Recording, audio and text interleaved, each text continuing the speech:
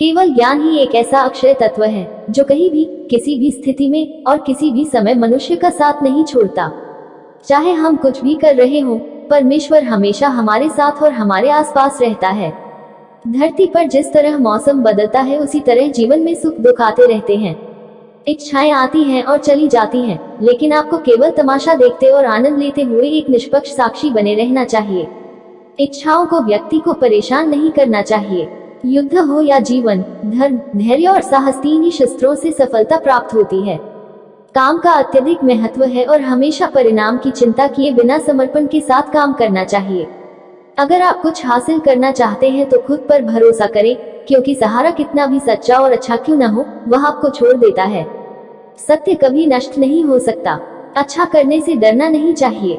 दोस्त गरीब हो या अमीर, इससे कोई फर्क नहीं पड़ता, बल्कि यह मायने रखता है कि वह आपके बुरे समय में आपका कितना साथ देता है। संसार नाशवान है और जो इस संसार में आता है उसे एक दिन जाना अवश्य है। किसी और के जीवन के साथ पूर्ण रूप से जीने की अपेक्षा अपने समय के भाग्य के अनुसार अपूर्ण रूप से जीना बेहतर है। सुख के लिए कर्म करोगे तो सुख नहीं मिलेगा, लेकिन अगर आप खुश रहने के लिए काम करेंगे तो आपको खुशी जरूर मिलेगी। जब आप दूसरों का भला चाहते हैं तो वही अच्छी चीजें आपके जीवन में वापस आती हैं।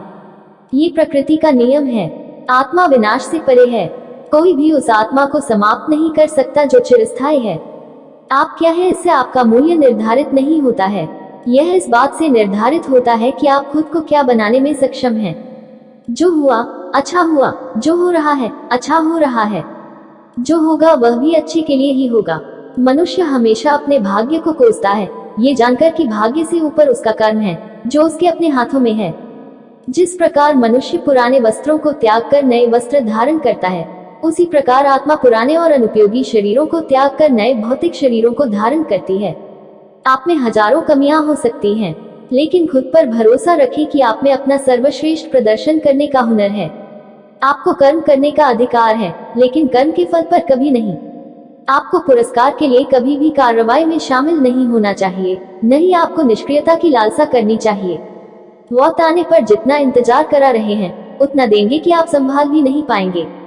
आपको जो कुछ भी करना है वह करें, लेकिन लालच से नहीं, अहंकार से नहीं, वासना से नहीं, ईर्ष्या से नहीं, बल्कि प्रेम, करुणा, विनम्रता और भक्ति से।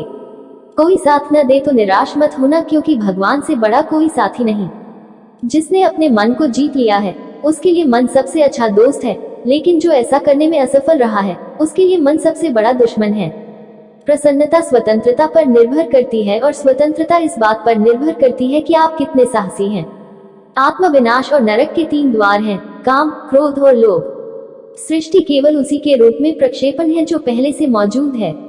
मन उन लोगों के लिए शत्रु की तरह कार्य करता है जो इसे नियंत्रित नहीं करते हैं। कर्म वह फसल है जो मनुष्य को काटनी है, इसलिए हमेशा अच्छे बीज बोए ताकि फसल अच्छी हो। हमें अपने लक्ष्य से बाधाओं द्वारा नहीं, बल्कि कम लक्ष्य के लिए एक स्पष्ट मार्ग द्वारा रखा जाता है। जिस प्रकार समुद्र को पार करने के लिए नाव ही एकमात्र साधन है, उसी प्रकार सत्य ही स्वर्ग की एकमात्र सीढ़ी है और कुछ नहीं। निस्वार्थ सेवा से आप हमेशा फलदायी रहेंगे और अपनी इच्छाओं की पूर्ति पाएंगे। जिस तरह धरती पर मौसम बदलता है, उसी तरह जीवन में सुख दुख आते जाते रहते हैं।